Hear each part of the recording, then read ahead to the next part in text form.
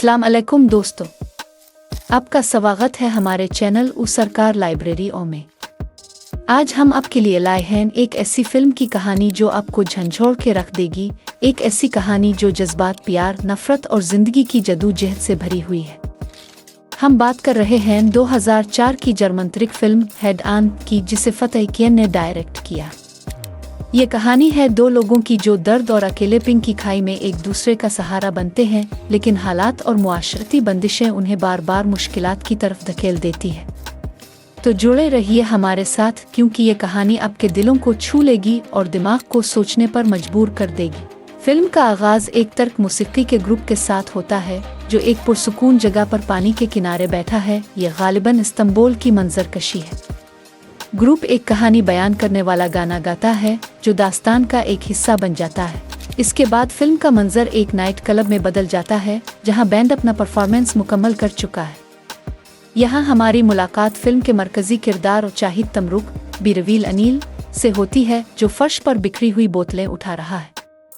यही इसका रोजगार है। काम मुकम्मल करने के बाद चाहिद बार में जाता है और वहां एक आदमी से लड़ाई कर बैठता है जो इसे बारे नामों से पुकारता है। बार का मालिक चाहिद को जानता है और इसे बाहर निकालते हुए कहता है कि सीधे अपने घर जाओ। नशे में धत और गुस्से में भरे हुए चाहिद अपनी गाड़ी में बैठकर घर की तरफ निकलता है। रास्ते में वो अपनी जिंदगी के बारे में सोचता है। इसके जहन में मायूसी और बेमकसदियत के ख्यालात आते हैं।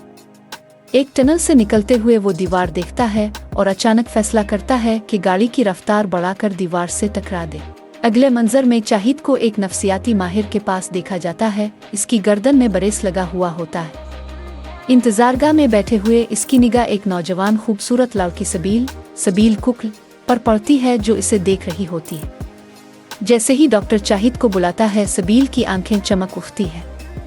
डॉक्टर से मुलाकात के दौरान चाहिद अपनी खुदकुशी की कोशिश के बारे में बात करता है और गुस्से में वहां से बाहर निकल आता है। क्लिनिक से बाहर निकलते ही सबील उसके पास आती है और कहती है कि वो इससे शादी करे। हैरानी से चाहिद इसे झिड़क देता है और कहता है कि अपने दिमाग का इलाज कराओ, मगर सबील उसके पीछे पड़ जाती है और इसे शादी के लिए कायल करने की कोशिश करती है। कुछ देर बाद सबील का खानदान इसके साथ बहाली मरकज में खाना खा रहा होता है। सबील का भाई और वालिद इस पर गुस्सा हैं कि इसने एक बार फिर खुदकुशी की कोशिश की है। इसके भाई ने इसे सख्ती से कह रखा है कि अगर उनके वालिद को कुछ हुआ तो वो सबील को जान से मार देगा, और उसकी माँ इसे प्यार से तसल्ली दे रही होती है।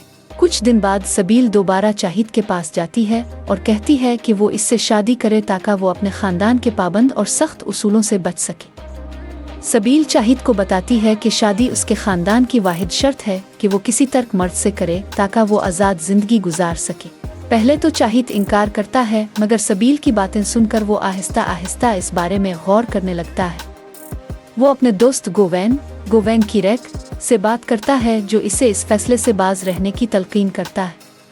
लेकिन कुछ सोच और विचार के बाद चाहिद तैयार हो जाता है और सबील के खानदान से मुलाकात करने का फैसला करता है। अगले मंजर में चाहिद बेहतरीन लिबास में तैयार होता है और गोवेन को अपने अंकल के तौर पर साथ लेकर सबील के खानदान से मिलने जाता है। सबील के वालिद और भाई इसे काफी सवालात करते हैं और इसे ये साबित करना होता है कि वो सबील की देखभाल कर सकता है। गोवेन चाहिद का साथ देता है और आखिरकार सबील के वालिद इस शादी के लिए रजामंद हो जाते हैं। शादी का इनेकाद होता है और दोनों सिटी हाल जाकर शादी के कागजात पर दस्तखत करते हैं। सबील को वहां पता चलता है कि चाहिद पहले से शादीशुदा था और उसकी बीवी का इंतकाल हो चुका है, जिस पर सबील हैरान और कुछ परेशान होती है। बाद में सबील चाहिद के साथ उसके खस्ता हाल अपार्टमेंट में शिफ्ट हो जाती है और इसे एक रहने के काबिल जगह में तब्दील कर देती है। वो चाहिद को मुख्तलिफ आदतों से आशना करवाती है और अपना ख्याल रखने लगती है। एक दिन सबील चाहिद के दोस्त मारियन से मुलाकात करती है जो इसे हेयर सैलून में नौकरी पर रख लेती है।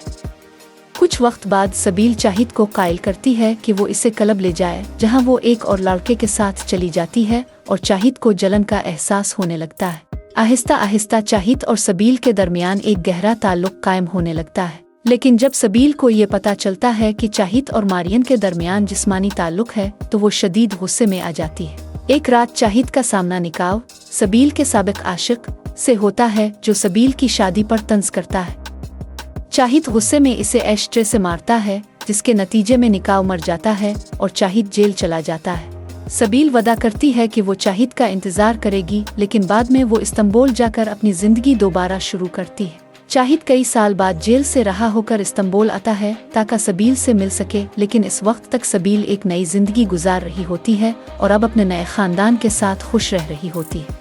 चाहिद दिल शिकस्ता होकर अकेला सफ़र पर रवाना होता है और फिल्म का इख्तिताम उसी तरह गाने वाले ग्रुप के साथ होता है जो सूरज के ढलते मंजर में एक आखिरी गाना गाता है, जिससे इस्तांबुल का इख्तितामिया मंजर मजीद अफसुर्दा हो जाता है। तो दोस्तों, ये थी हेड ऑन की दास्तान, जहां मोहब्बत, नफरत और बगावत का एक ऐसा सफ़र दिखाया गया है जिसे देखकर दिल भर आता है। उम्मीद है आपको ये वीडियो पसंद आई होगी, और अगर आपको हमारी कहानी सुनाने का अंदाज अच्छा लगा तो हमारे चैनल सरकार लाइब्रेरी को सब्सक्राइब करना मत भूलें। अपने ख्यालात और फीडबैक हमें कमेंट्स में ज़रूर बताएं। अगली वीडियो में हम फिर से एक नई कहानी लेकर हाजिर होंगे। तब तक अपना ख्याल रखें और हमेशा याद रखें, ज़िंदगी एक बार ही मिलती है, तो इसे भरपूर तरीके से। अल्लाह हाफिज़।